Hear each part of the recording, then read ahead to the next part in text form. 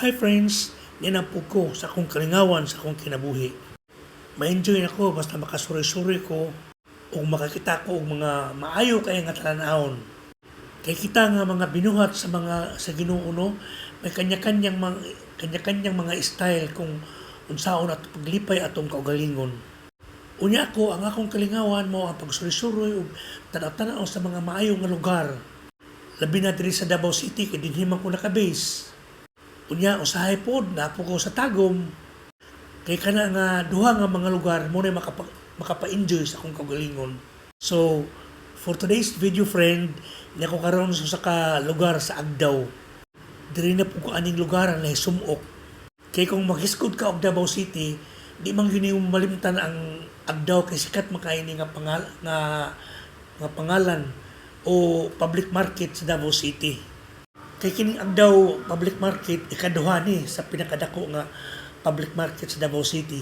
Daghang mga gagmay nga mga market pero kining Agdaw mo ikaduha. So wala pa yung mga tao nga nakani sa Davao City.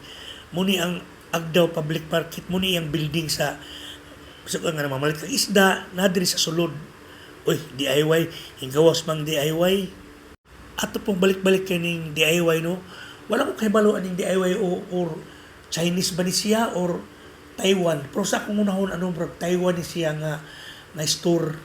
Pero sa mga public market sa Davao City, ang pinakadako nga public market mo gyud ang bangkiruhan. Kaya ang bangkiruhan kung sa dagko mga tindahan, ang bangkiruhan mo wholesaler. Diha ka mangumpra sa bangkiruhan og mga dinagandaghan nga isda og imong ibaligya diri sa Agdaw. Kay kining baligya sa Agdaw nga mga isda gikan man ni sa bangkiruhan, ila maning kinumpra sa bangkiruhan. Kay ang uban nga mga public market diri sa Davao City, sa bangkiruhan gid sila mangumpra. Example sa nga public market, sa Ikulan public market, Ikulan ba sa Maa di ay na public market sa Maa ka nang malabyan ganimo ka nang madto kag Turil, malabyan nimo ng public market diha. Example, mga umpra kag gulay, mga isda, adto ginatanan sa bangkiruhan, mga prutas, bangkiruhan at tanan. Unya human, ilan dahil ang i-retail sa ilang tagsa-tagsa ka mga public market, mga gagmay nga public market.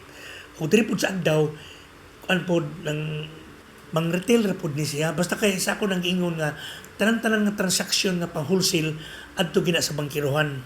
Unya kadto mga visitors nga dili taga Davao, unya sila makaanhi og Davao unya makaabot diri sa bangkiruhan. Unya kung gusto sila mo adtong istimlanan dool ra gyapon diri kini balik kini siya ang street ani Arcastillo man ni sa kailan sila kuan ka na ganing tricycle gani nga taas gani nga guyod tsaka sila unya just may pliti unya adto sila mohunong sa Ubalde. Then pag-abot na sa Ubalde, hinahini sila baktas o dito nila makita ang SM Lanang. Unya sa SM Lanang diha po nimo makita ang mga condominiums or daghan ang condominiums diha sa SM Lanang. Unya diha po na po yung hospital, diha po nga dako gyapon kayo. Kini akong giingon para lang ni sa mga tao nga wala kay masuhito sa Davao. Unya gusto sila mo atong SM.